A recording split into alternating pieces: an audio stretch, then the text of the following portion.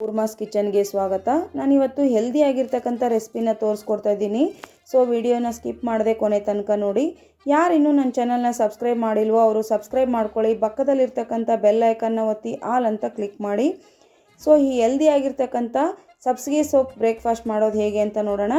ಇದಕ್ಕೆ 1 ಗ್ಲಾಸ್ ಅಳತೆ ಜೋಳದ ಹಿಟ್ಟು, 1 ಗ್ಲಾಸ್ ಅಕ್ಕಿ ಹಿಟ್ಟು, ನೀವು ಬೇಕು ಅಂದರೆ 2 ಸೇಮ್ ಕೂಡ ತೊಗೋಬೋದು. ಸ್ವಲ್ಪ ಬಿಳಿ ಎಳ್ಳು, ರುಚಿಗೆ ತಕ್ಕಷ್ಟು ಉಪ್ಪು ಹಾಕಿ ಇದನ್ನು ಚೆನ್ನಾಗಿ ಮಿಕ್ಸ್ ಮಾಡ್ಕೋಬೇಕು. ನಾನು 2 ಗ್ಲಾಸ್ ಅಳತೆಗೆ 1 ಗ್ಲಾಸ್ ಅಳತೆನ ನೀರನ್ನು ಕುದಿಸ್ಕೊಂಡಿದ್ದೀನಿ. ಇದು ಚೆನ್ನಾಗಿ ಮಿಕ್ಸ್ ಮಾಡ್ಕೋಬೇಕು ಒಣ ಹಿಟ್ಟನ್ನು. ನಂತರ ಈ ಬಿಸಿ ನೀರನ್ನು ಇದಕ್ಕೆ ಹಾಕಿ ಕಲಿಸ್ಕೋಬೇಕು. ನೀರು ಹಾಕಿ ಕಲಸಿದ ಮೇಲೆ ಒಂದು 10 ನಿಮಿಷ ಇದನ್ನು ಆರ್ಲಿಕ್ಕೆ ಬಿಟ್ಬಿಡಬೇಕು. ನೋಡಿ, ಈಗ ಇದು ಚೆನ್ನಾಗಿ ಮಿಕ್ಸ್ ಆಗ್ತಾಯಿದೆ. ಇದಕ್ಕೆ ನಾನು 3 ಕಟ್ಟಷ್ಟು ಸಬ್ಸಿಗೆ ಸೊಪ್ಪನ್ನು ಸಣ್ಣಾಗಿ ಹೆಚ್ಚಿ ತೊಗೊಂಡಿದ್ದೀನಿ. 3 ರಿಂದ 4 ಈರುಳ್ಳಿನ ಹೆಚ್ಚಿ ತೊಗೊಂಡಿದ್ದೀನಿ.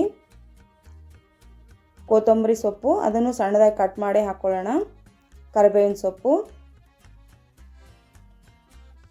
ಈ ಸೊಪ್ಪು ಈರುಳ್ಳಿ ಎಲ್ಲನೂ ಹಿಟ್ಟಿಗೆ ಚೆನ್ನಾಗಿ ಹೊಂದಿಕೊಳ್ಳುವ ಹಾಗೆ ಮಿಕ್ಸ್ ಮಾಡ್ಕೋಬೇಕು ಫಸ್ಟು.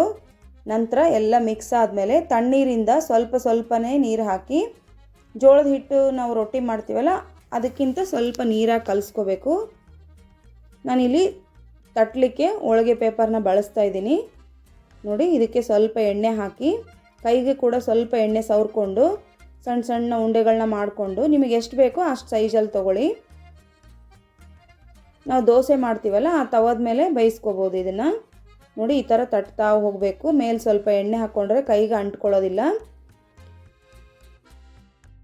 ಈ ಸಬ್ಸಿಗೆ ಸೊಪ್ಪಲ್ಲಿ ವಿಟಮಿನ್ ಎ ಇರೋದರಿಂದ ಕಣ್ಣಿಗೆ ತುಂಬಾ ಹೆಲ್ಪ್ ಆಗುತ್ತೆ, ಮತ್ತು ಸಿ ಇರೋದರಿಂದ ರೋಗ ನಿರೋಧಕ ಶಕ್ತಿನೂ ಹೆಚ್ಚಾಗುತ್ತೆ. ನಮಗೆ ಡೈಜೆಷನ್ಗೆ ತುಂಬಾ ಹೆಲ್ಪ್ ಆಗುತ್ತೆ. ಇದರಲ್ಲಿ ಮ್ಯಾಂಗ್ನೀಸು, ಕ್ಯಾಲ್ಶಿಯಮ್ಮು ಇರೋದರಿಂದ ಮೂಳೆಗೂ ಭಾಳ ಉಪಯೋಗಕಾರಿ. ಸೊ ಈ ಸೊಪ್ಪನ್ನು ಬಳಸಿ ಈ ರೆಸಿಪಿ ಮಾಡೋದು ಹೇಗೆ ಅಂತ ನೋಡ್ತಾ ಇದ್ದೀರಿ. ಈ ಒಂದು ಸರಿ ಮಾಡ್ಕೊಂಡು ನೋಡಿ, ತುಂಬಾ ಇಷ್ಟ ಆಗುತ್ತೆ. ನೋಡಿ, ಈಗ ಹಂಚು ಕೂಡ ಕಾದಿದೆ. ಮೀಡಿಯಮ್ ಫ್ಲೇಮಲ್ಲಿ ಇಟ್ಕೊಂಡು ಇದಕ್ಕೆ ಹಾಕೋಣ. 1-2 ನಿಮಿಷ ಬಿಟ್ಟು ನಾವು ಪೇಪರ್ನ ತೆಗೆದ್ರೆ ತಾನೇ ಬಿಟ್ಕೊಳ್ಳುತ್ತೆ. ನೋಡಿ ಎಷ್ಟು ಚೆನ್ನಾಗಿ ಬಿಟ್ಟಿದೆ ಅಂತ. ರೋಸ್ಟಾಗಿ ಸಾಫ್ಟಾಗಿ ಎರಡೂ ಥರನೂ ಚೆನ್ನಾಗಿರುತ್ತೆ. ಯಾವ ಥರ ಬೇಕೋ ಆ ಥರ ಬೇಯಿಸ್ಕೋಬೋದು. ಇದು ಚಟ್ನಿ ಜೊತೆ ತುಂಬಾ ಚೆನ್ನಾಗಿರುತ್ತೆ. ಈ ಚಟ್ನಿ ರೆಸಿಪಿ ನಿಮಗೆ ಡಿಸ್ಕ್ರಿಪ್ಷನ್ ಬಾಕ್ಸಲ್ಲಿ ಹಾಕಿರ್ತೀನಿ, ಲಿಂಕು ನೋಡ್ಕೊಳ್ಳಿ. ಈ ರೆಸಿಪಿ ಇಷ್ಟ ಆಗಿದ್ದಲ್ಲಿ ಲೈಕ್ ಮಾಡಿ, ಶೇರ್ ಮಾಡಿ, ಕಮೆಂಟ್ ಮಾಡಿ. Thank you.